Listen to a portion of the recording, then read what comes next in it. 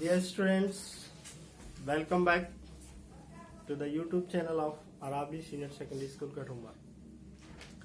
जैसा कि पता है कि एक्टिव पैसिव वॉइस का टॉपिक चल रहा था और मैक्सिमम पार्ट जो है इसका कंप्लीट हो चुका है।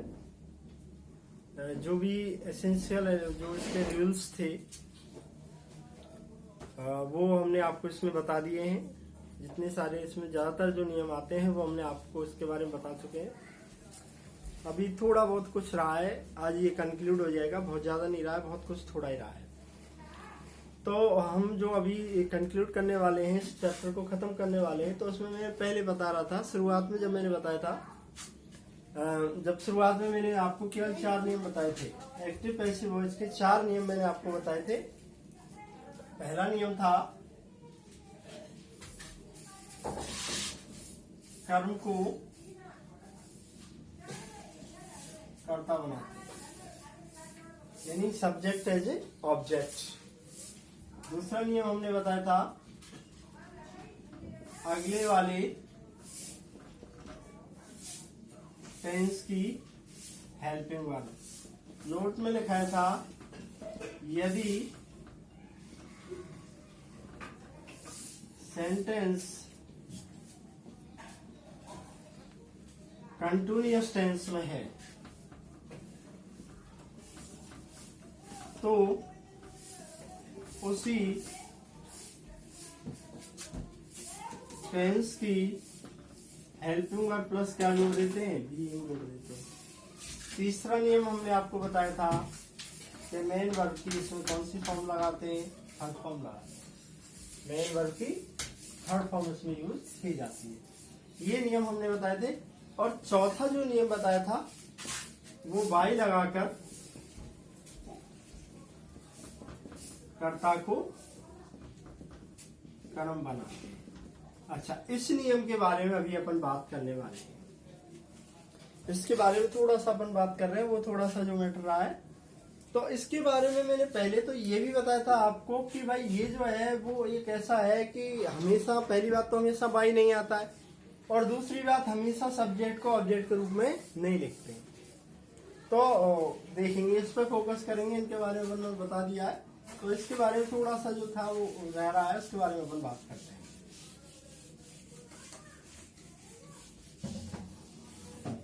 तो पहली बात तो ये है कि ये जो नियम है, चौथे वाला जो नियम है, इसमें कह रहा है कि वो बाई लगाओ और बाई लगाकर कर्ता को क्या बना दो, कर्म बना दो।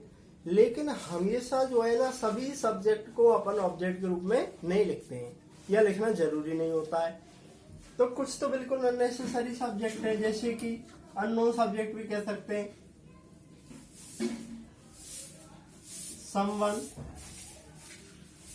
Anyone, no one, somebody,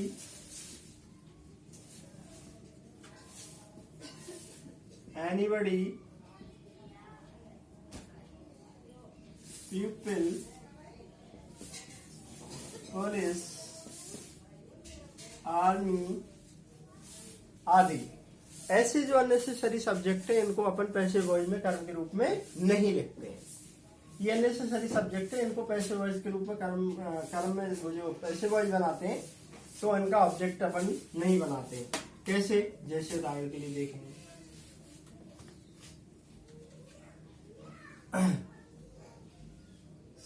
someone has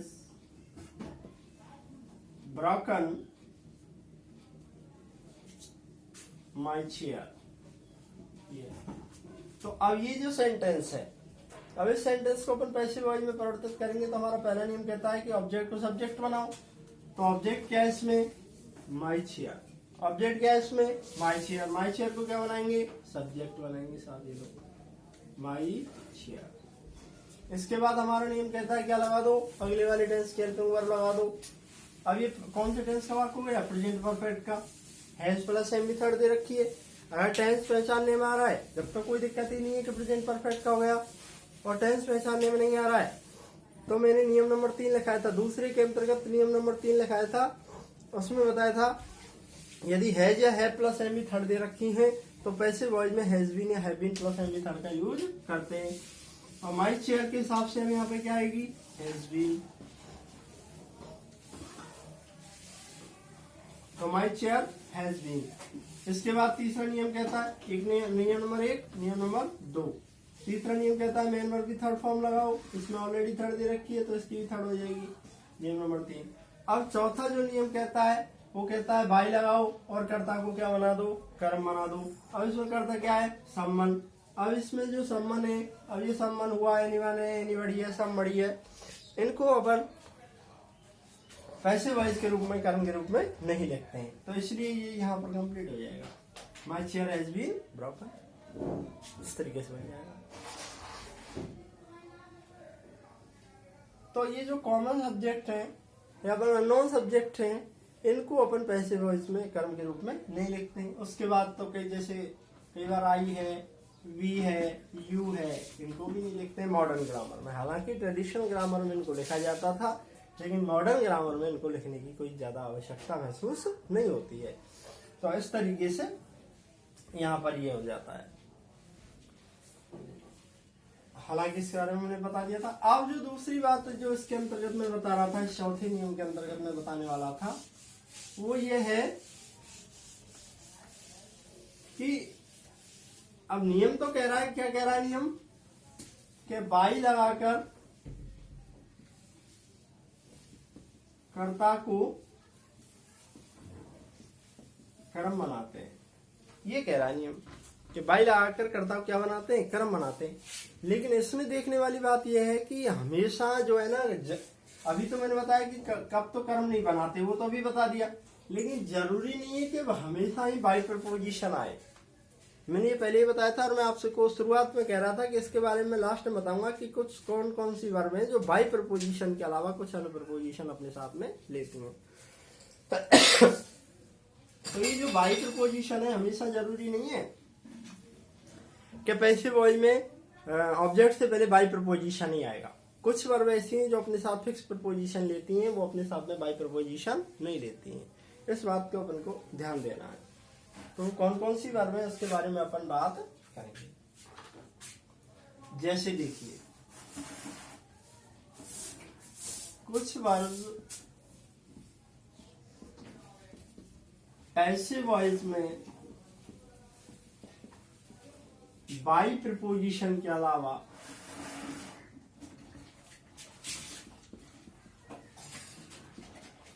कुछ अन्य प्रपोजिशन लेती हैं, जो कि निम्न प्रकार है।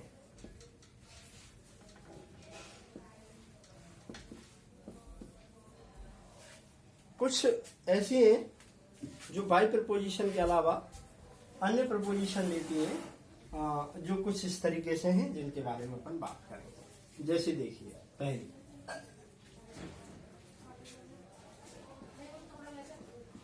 Surprised,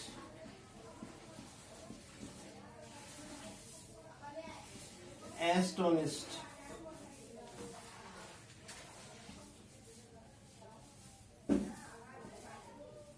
alarmed.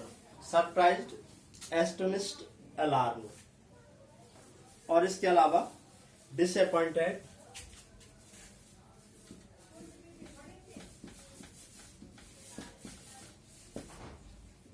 डिसप्लीज्ड, ये वर्ब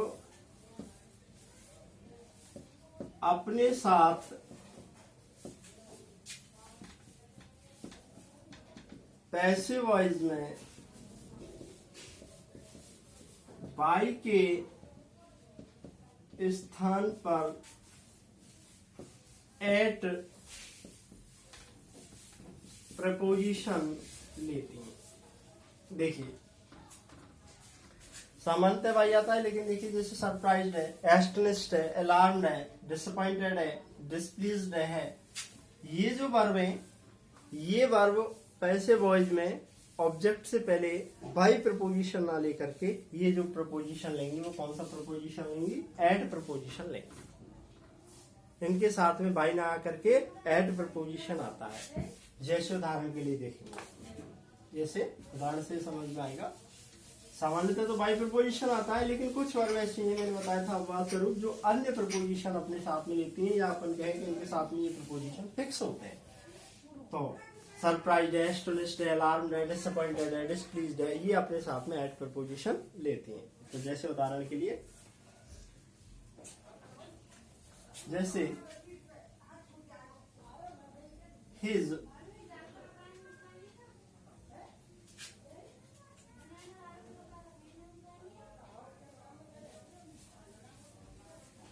cleverness सरप्राइज्ड मी, ये जो सेंटेंस है, अब इस सेंटेंस को अपन पैसिव वॉइस में परिवर्तित करेंगे। तो हमारा जो पहला नियम है, वो हमारा पहला नियम कहता है कि ऑब्जेक्ट को सब्जेक्ट बना दो। अब इसमें ऑब्जेक्ट क्या है? मी। तो मी का सब्जेक्ट क्या होगा? आई। ये तो सब आई हो गया। उसके बाद हमारा नियम कहता है अगले वाले टेंस की हेल्पिंग वर्ब यूज करो। तो इसमें जो अगला वाला टेंस है, यानी कि कौन से टेंस का वाक्य हो गया? ये हो गया पास्ट इंडेफिनिट का। क्योंकि देखो, मैं पहले ही बता चुका हूं कि जिस सेंटेंस में कोई हेल्पिंग वर्ब नहीं दे रखी है, वो सीधा सा या तो पास्ट इंडेफिनिट का साधारण वाक्य, या फिर वो प्रेजेंट इंडेफिनिट का वाक्य। अब प्रेजेंट इंडेफिनिट का होता है तो उसमें मेन वर्ब की फर्स्ट फॉर्म लगती है, इसमें क्या लगी हुई है? Second form. इसका मतलब पास्ट इंडेफिनिट का हो गया। और पास्ट इंडेफिनिट का हो गया तो पास्ट इंडेफिनिट से जो अगला टेंस होता है वो पास्ट कंटिन्यूअस होता है, और पास्ट कंटिन्यूअस की हेल्पिंग वर्ब होती है वाज और वर। तो यहाँ आई के साथ कौन सी हेल्पिंग वर्ब यूज होगी? वाज। तो आई वाज। नियम नंबर 1। नियम नंबर 2। तीसरा नियम कहता है मेन वर्ब की थर्ड फॉर्म लगा दो। तो सरप्राइज की थर्ड और सेकंड एक सी, इसलिए क्या जाएगा? सरप्राइज्ड। नियम नंबर 3। चौथा नियम कहता है बाई लगाओ, और बाई लगाकर कर्ता को कर्म बना दो। लेकिन यहाँ पर क्या है? सरप्राइज वर्ब आ रही है, ये अपने साथ बाई ना लेकर के एट प्रपोजिशन लेती है, तो क्या लगाएंगे? एट। ये लो सब एट लगा दिया यहाँ बाई की जगह। अब वही तरीका, सब्जेक्ट को ऑब्जेक्ट बना दो। यहाँ सब्जेक्ट हिज क्लेवरनेस है, तो हिज क्लेवरनेस। तो I was surprised at his cleverness. I was surprised at his cleverness. इस तरीके से हो जाएगा। तो कहने का अभिप्राय यह है कि जो है ना, बाई प्रपोजिशन नहीं आएगा। केवल इतना ध्यान रखना है कि इस जगह पर बाई प्रपोजिशन ना आकर के क्या आएगा? एट प्रपोजिशन का यूज होगा।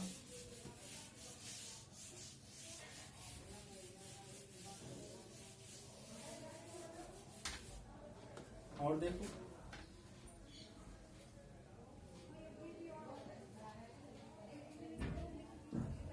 योर बिहेवियर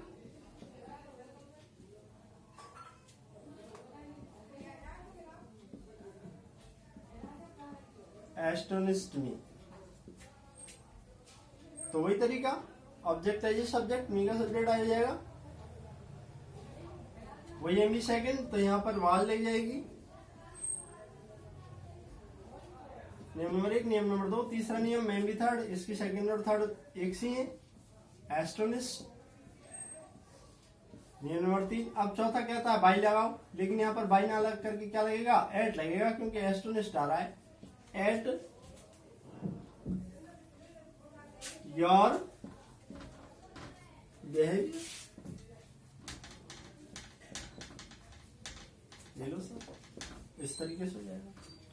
तो केवल कोई ज्यादा अंतर नहीं, केवल इतना ध्यान रखना है कि ये जो वर्ब आ रही है, सरप्राइज्ड है, एस्टोनिश्ड है, अलार्म्ड है, डिसप्लीज्ड है, डिसअपॉइंटेड है, ये जो वर्ब आ रही है, ये वर्ब जो है पैसिव वॉइस में बाई प्रपोजिशन के स्थान पर एड प्रपोजिशन लेती हैं। ये ध्यान रखने वाली बात है, बाकी कोई दिक्कत नहीं है। चलिए साहब और देखेंगे कुछ। इसी में कुछ और भी वर्ब जो होती हैं, जो एड की वर्ब ये हो गई, कुछ और भी वर्ब हैं जो अन्य प्रपोजिशन लेती हैं। जैसे देखेंगे,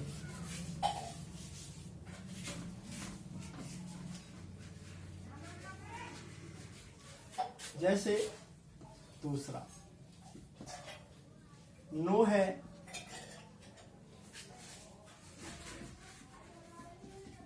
ऑब्लाइज्ड है, ये अपने साथ में कौन सा प्रपोजिशन लेती हैं? टू। यानी कहने का अभिप्राय यह है कि नो रोबलाइज्ड वर्ब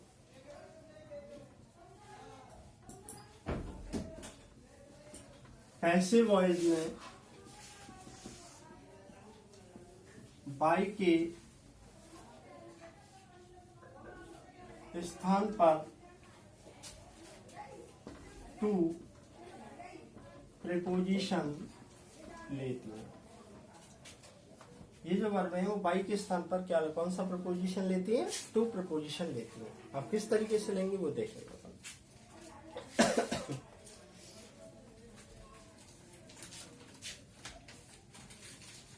एवरीबडी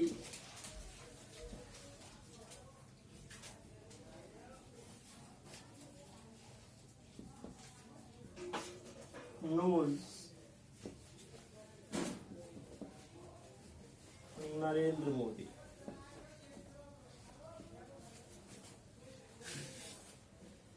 तो इस तरीके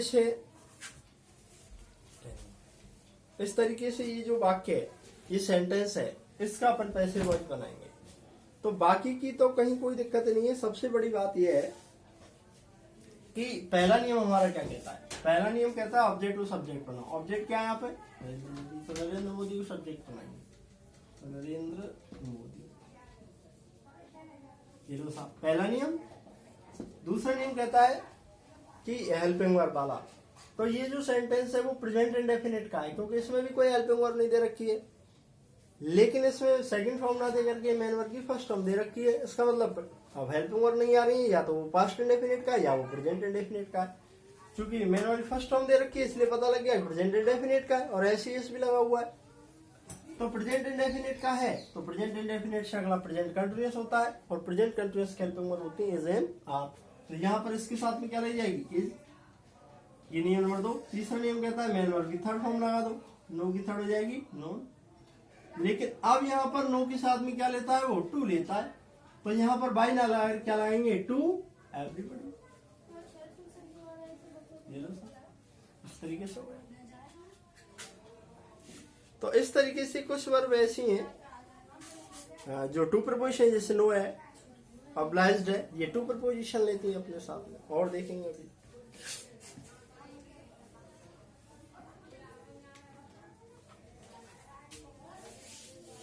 तीसरा नियम देखेंगे।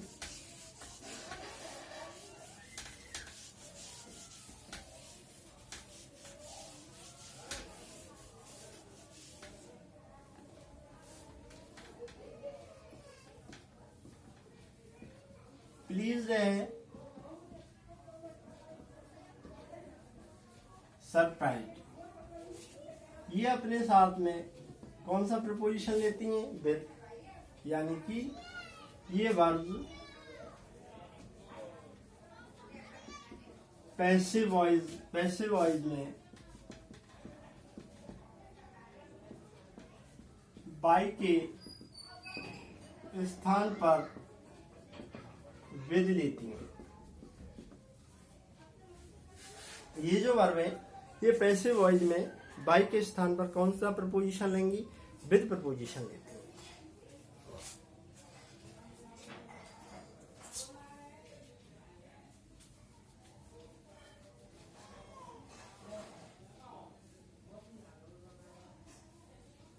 His achievements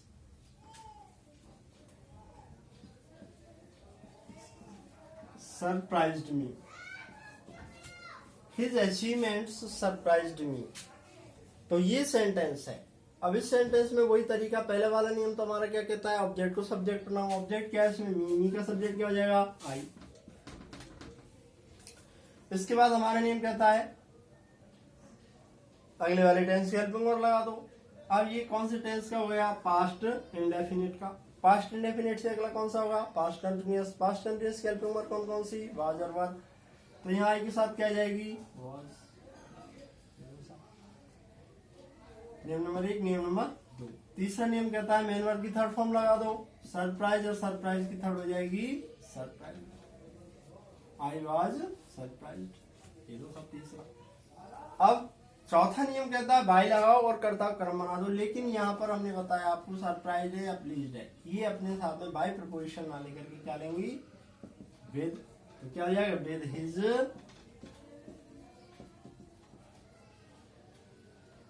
achieve. ये लो साहब, ये क्या ले रही है अपने साथ में, बाई के स्थान पर विद प्रपोजिशन ले रही है। तो इस तरीके से ये जो वर्ब है अपने अपने हिसाब से अलग अलग जो है वो प्रपोजिशन काम में लेती है। और देखेंगे जैसे उदाहरण के लिए चौथा देखिए,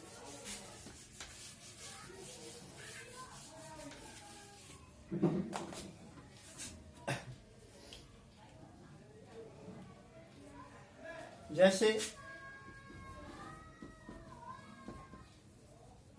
इंटरेस्ट, ये जो वर्ब है, ये वर्ब पैसिव में बाई के स्थान पर इन प्रपोजिशन देती है, ये इन लेगी। और भी बहुत सारी वर्ब हैं, लेकिन क्या है कि कई सारी वर्ब होती हैं, पर जो मैक्सिमम जो आपके लिए काम में आती है वो इस तरीके से, ये क्या लेगी अपने साथ में, इन प्रपोजिशन लेगी। जैसे उदाहरण के लिए देखेंगे, मतलब कहने का अभिप्राय है कहीं कोई अंतर नहीं, केवल जो ध्यान देने वाली बात है वो ये है कि केवल बाई के स्थान पर क्या होगा, ये इसमें इन प्रपोजिशन हो जाएगा जैसे उनमें अलग अलग हुआ है, और इसमें ज्यादा कोई अंतर नहीं है।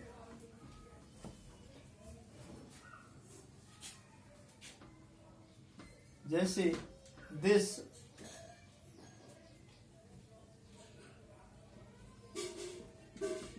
मूवी इंटरेस्ट्स मी, क्या हो जाएगा, वही तरीका, ऑब्जेक्ट को सब्जेक्ट बना दो, ऑब्जेक्ट मी का हो जाएगा आई। अगले वाले टेंस के हेल्प में और लगा दो।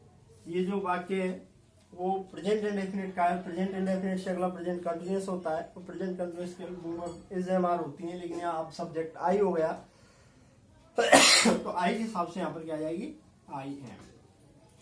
इसके बाद नियम नंबर 1, नियम नंबर 2, तीसरा नियम कहता है मेन वर्ब की थर्ड फॉर्म लगा दो, इंटरेस्ट, और इंटरेस्ट की थर्ड हो जाएगी इंटरेस्टेड। इसके बाद अब वो बाई लगता उस जगह पर क्या लगा देंगे, इन दिस मूवी। ये अंतर है और कोई अंतर नहीं। तो इस तरीके से अपन को इन चीजों को जो है, ये वर्ब जो है ये हमें विशेष रूप से ध्यान में रखनी है। तो कहने का अभिप्राय ये है कि इनमें और कहीं कोई दिक्कत नहीं है, दिक्कत केवल इतनी सी है कि ये जो वर्ब हैं ये कुछ फिक्स प्रपोजिशन अपने साथ में लेती हैं, इनके साथ में ये फिक्स हैं, तो ये बाई ना लेकर के ये अपने साथ में इन्हीं प्रपोजिशंस को लेती हैं और अन्य कोई प्रपोजिशन नहीं लेती हैं, या बाई प्रपोजिशन ले लेती हैं। ये ध्यान देने वाली बात है इसमें, और कोई दिक्कत नहीं है। तो इन वर्ब को थोड़ा सा अपन रिवाइज करते रहेंगे कि साहब कौन सी वर्ब जो है वो कौन सा प्रपोजिशन अपने साथ में लेती है पैसिव वॉइस में ऑब्जेक्ट के से पहले, ये ध्यान देने वाली बात है। तो इस तरीके से आज ये जो अपना चैप्टर है वो कंप्लीट हुआ। मैंने जितने भी इसमें एसेंशियल जो रूल्स इसके अंतर्गत आते हैं एक्टिव पैसिव वॉइस के, जितने भी आवश्यक रूल्स हैं, और आवश्यकता से अधिक भी जो रूल्स जो होते हैं, जो आपको जरूरत है उनसे भी ज्यादा मैंने इसमें बताने का प्रयास किया है, और हर चीज को मैंने यहाँ पर बिल्कुल क्लियर किया है। और फिर भी अगर कहीं आपको कोई दिक्कत आ रही है, कोई परेशानी इसमें के अंतर्गत आ रही है, तो आप मुझे जो है वो वीडियो के अंतर्गत कमेंट करके मुझसे पूछ सकते हैं कि जो भी आपको परेशानी आ रही है वो इसमें सब ये परेशानी है, उसका मैं समाधान करने का प्रयास करूँगा। तो इस तरीके से अपना चैप्टर कंक्लूड होता है, वो ख़त्म होता है। उसके बाद अपन अगले वीडियो में दूसरा चैप्टर लेंगे और उसके बारे में अपन बात करेंगे। लेकिन इस चैप्टर को समझने से पहले, पूरा होने से पहले एक बात का विशेष ध्यान रखना है कि मैं बार बार कहता आया हूँ कि आप जितना एक्सरसाइज करोगे उतना ही टॉपिक क्लियर होगा।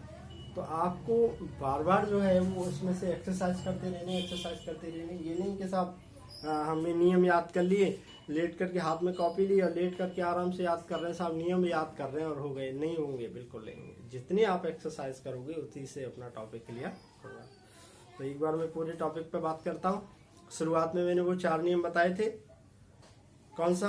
कर्म को कर्ता बनाओ, अगले वाले टेंस की हेल्पिंग वर्ब। नोट लिखाया था, यदि वाक्य कंटिन्यूअस का है तो उसी टेंस की हेल्पिंग वर्ब प्लस बीइंग जोड़ दो।